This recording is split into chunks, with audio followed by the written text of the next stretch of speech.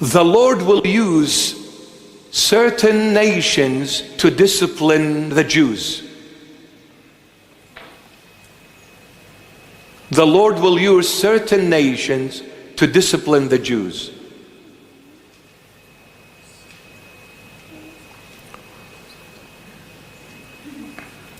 The Great Tribulation is where this superpower will flip on the Israelite people, where they will have a treaty with this superpower and they'll become very good friends, but afterwards the superpower will be against the Israelite people and will decimate them.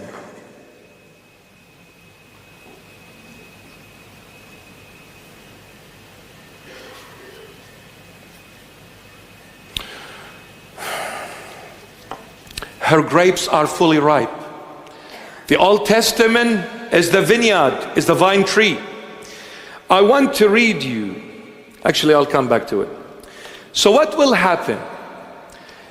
Thrust in your sickle and gather the clusters, for her grapes, her, the church of the Old Testament, which is the vine tree, her grapes are fully ripe. The first time the Lord will discipline the Jews using a superpower nation. When that superpower nation overcomes the Israelite people and conquer the world, that superpower will come back and say, I am God on earth. You know, when you succeed in something, you become kind of boastful about it. Oh, look at me, what I've done. Look at me, what I've achieved. Look at me, what I've built. Look at me, what I've conquered.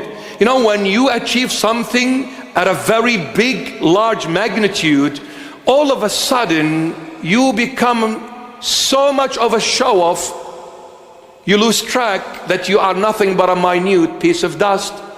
So that superpower, after overcoming the Israelite people and conquering the whole world, they will come back and say, we are God on earth. God will teach him a lesson and send an angel from the altar who has the power over fire and decimate the superpower.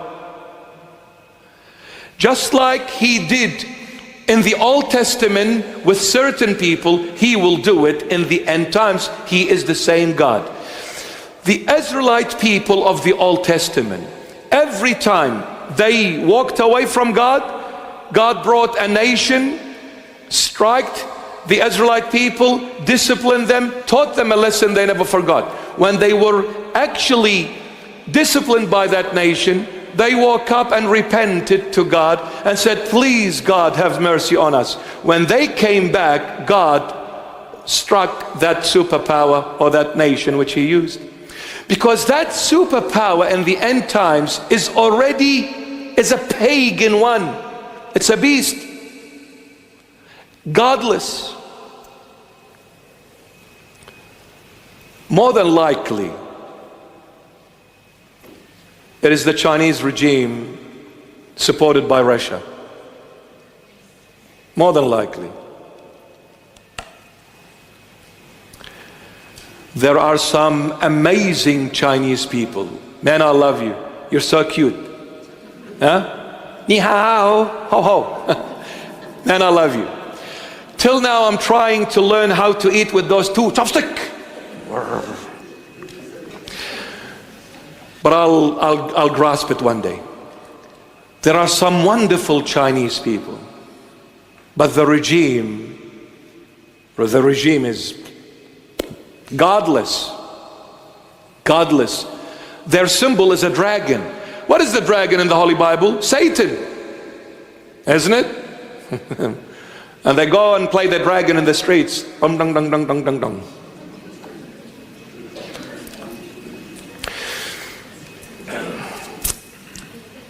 China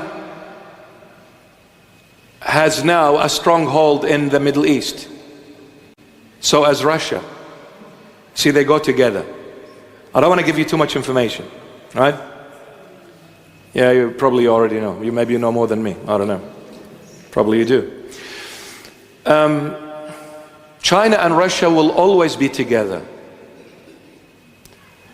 Russia is the brain of China. Russia is the military power of China.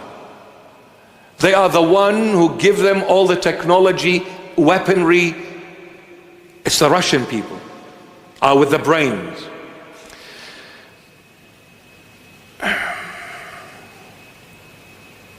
What happened in Lebanon was a deliberate act, where they blew that port. That wasn't just something that was stored for about 6-7 years and all of a sudden with some friction and miraculously poof. No, that was a bomb very close. The way it formed that onion thing in the air, exactly like a nuclear bomb going off. But it was not a nuclear, but it was a very powerful bomb. They blew that port deliberately.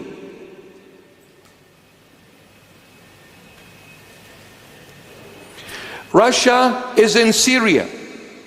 America wants to be in Lebanon. And poor innocent people being killed for the politics of sick in the head so-called governments. Sick in the head. What kind of a sickness is this that you want to conquer the world? Okay, you've conquered the world, and then what? That's sick. You'll never be content. It's like a little kid. The first time you buy them a little toy, they're content. After a little while, they get fed up. I want a bicycle. And then I want a motorcycle. And then I want a car. And then I want a plane. And then I don't want nothing. I'm bored. It's a sick world. Sick world, my beloved, sick.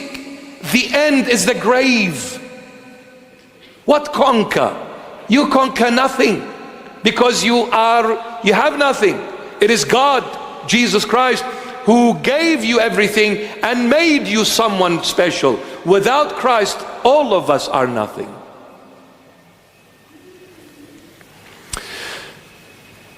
So they have a big stronghold in Syria. The Russians. And yes, America wants to have a stronghold in Lebanon. It's strategic. They have a massive port right on the Mediterranean Sea. If they want to bring ships and things and trades and everything, it's nice and easy. You see, the world is preparing itself for the finale stage. Because, my beloveds, the Great Tribulation is focused on the Israelite people. Where? Israel, Middle East. Anybody home? World War III will begin from the Middle East. Not here, not in Fairfield. It's going to be in the Middle East and Israel.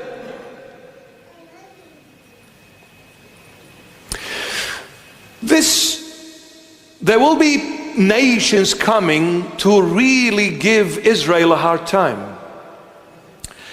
And then,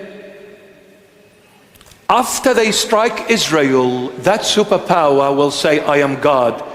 The Lord will send them an angel out of the altar who has power over fire. He will burn that superpower before they blink their eyes. Oh man. If Jesus wants to be angry, don't stay here. I can assure you this. Or if he turns the other cheek, run for your life. But you can't run from the Lord. He will get you. He will get you no matter where you are or who you are. He's your creator. Who are you trying to escape?